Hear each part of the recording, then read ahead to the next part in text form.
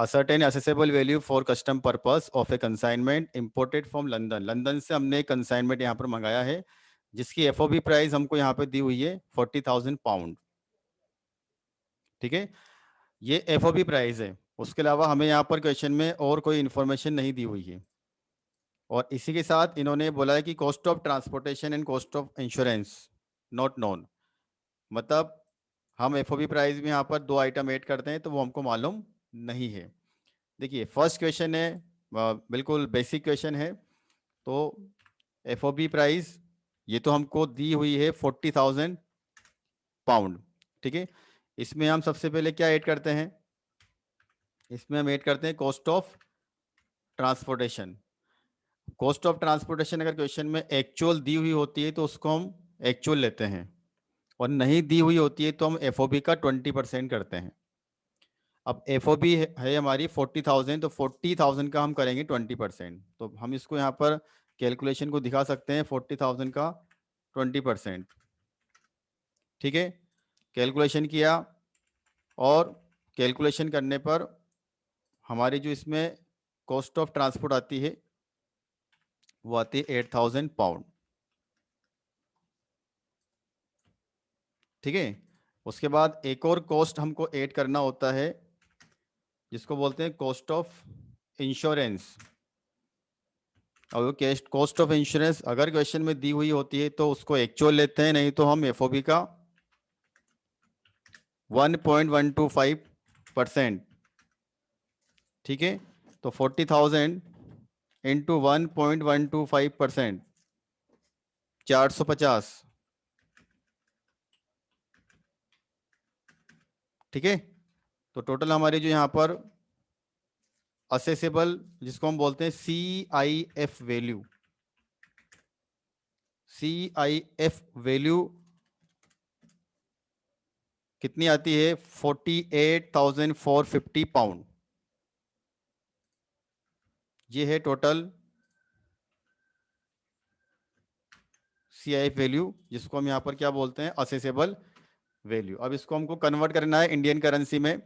तो Indian currency के लिए हमको एक्सचेंज रेट चाहिए। Exchange rate CBIC central board of indirect tax and custom की हमको लेना है, जो आपको दे रखी है 100 रुपीज़।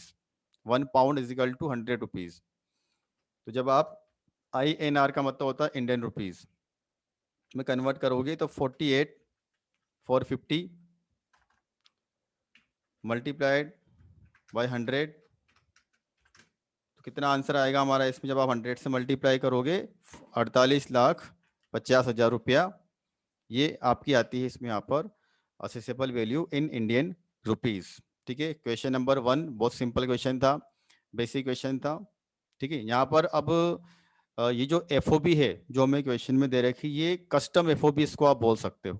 इसमें हमने रूल नंबर 10(1) का कोई एडजस्टमेंट नहीं किया क्योंकि हमें इस प्रकार की कोई इंफॉर्मेशन यहाँ पर दी हुई नहीं थी।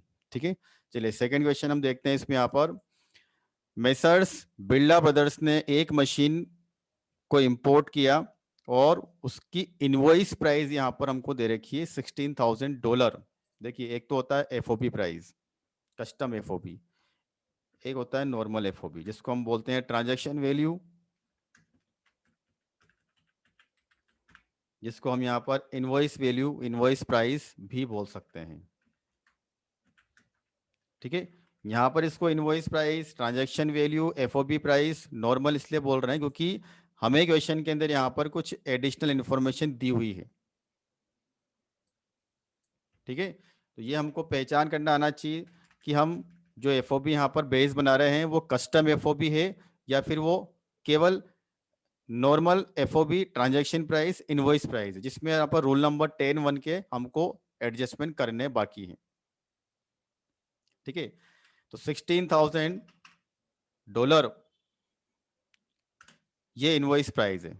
अब इसमें हम डायरेक्टली यहाँ पर cost of transport and cost of insurance add नहीं कर सकते, हमें पहले यहाँ पर एडजस्टमेंट करना होगा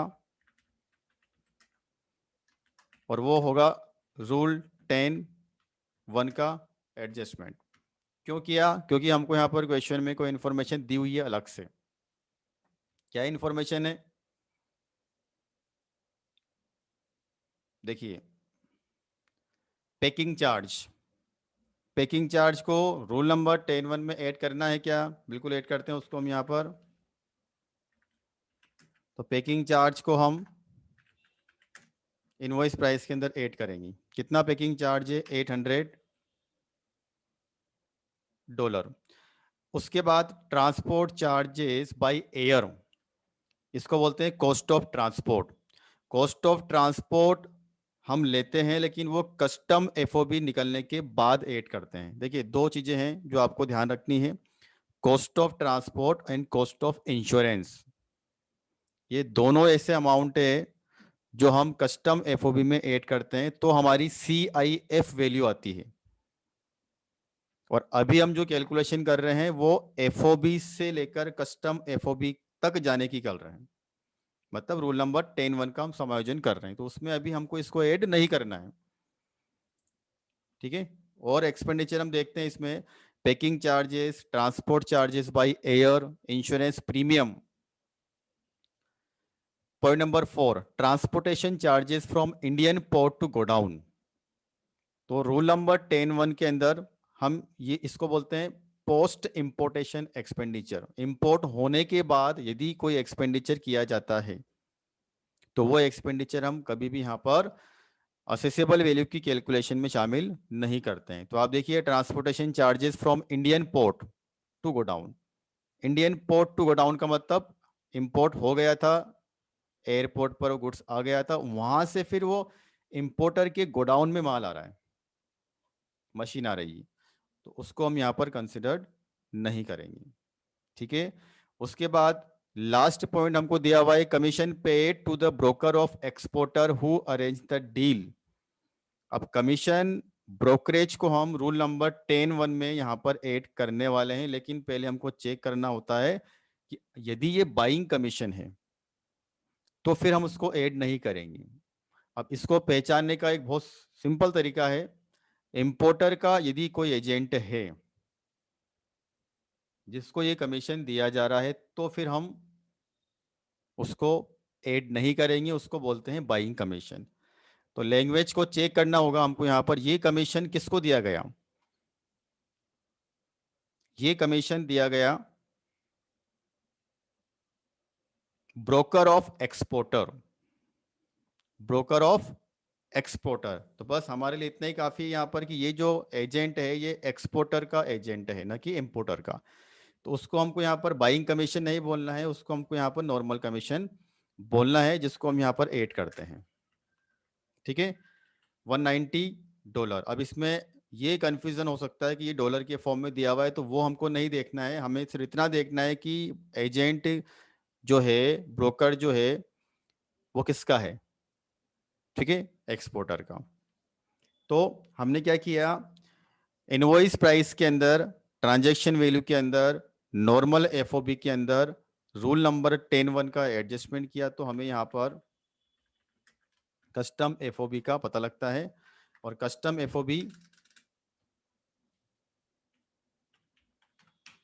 हमारी आती है 16,990। ठीक है, 16,000 प्लस 800 प्लस 190 हो गया।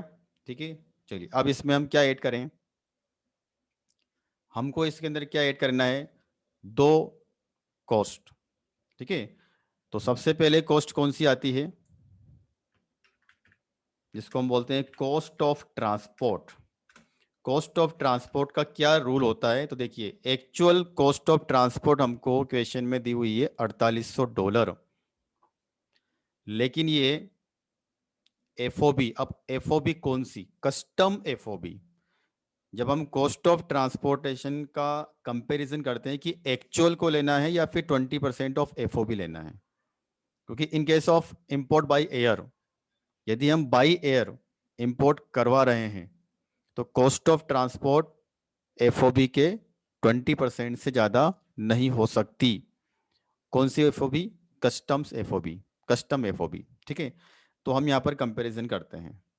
तो 16,990 का हमने पहले 20% निकाल के देखा।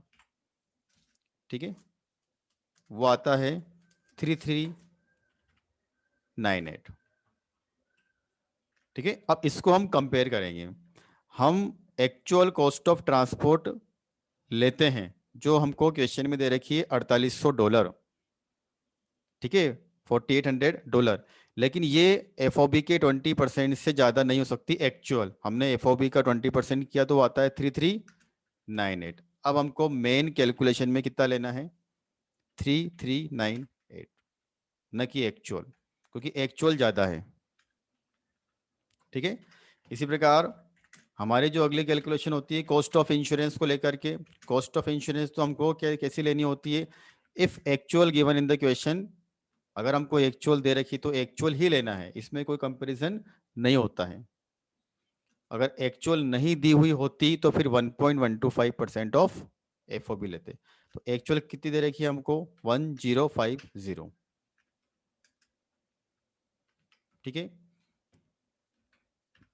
ये हमारी सी आई वैल्यू यहाँ पर आती है।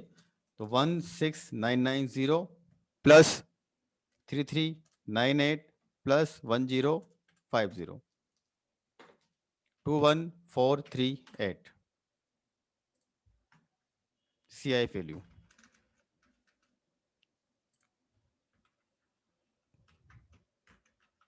21438। ये पाउंड में ये दे रखी है आपको डॉलर्स में। तो अब हमें इसको कन्वर्ट करना है इंडियन करेंसी में। कैसे कन्वर्ट करेंगे? 21438 को मल्टीप्लाई करेंगे 72 से। ठीक है, तो हमारा जो इसमें असेसेबल वैल्यू आती है वो आ रही है 15,43,536। ठीक है, जिस ये हमारे लिए है असेसेबल वैल्यू, कस्टम वैल्यू। ठीक है, 15,43,536 ये है हमारा आंसर। इसमें यहाँ पर हमने इसको इंडियन करेंसी में कन्वर्ट कर दिया।